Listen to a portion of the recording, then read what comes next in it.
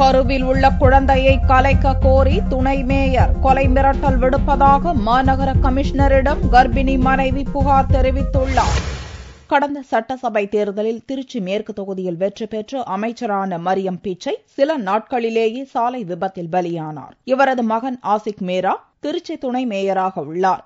இந்நிலையில் சனிக்கிழமையன்று மாநகர கமிஷனர் அலுவலகத்திற்கு வந்த 8 மாத கர்ப்பிணி பெண் துர்கேஸ்வரி துணை மேயர் ஆஷிக் தன்னை திருமணம் செய்து ஏமாற்றிவிட்டதாக கூறி புகார் அளித்தார். இதுகுறித்து செய்தியாளர்களிடம் பேசிய துர்கா 8 மாத கர்ப்பிணியாக உள்ள நிலையில் கருவை கலைக்க கோரி ஆஷிக் கொலை மிரட்டல் விடுப்பதாக புகார் தெரிவித்தார்.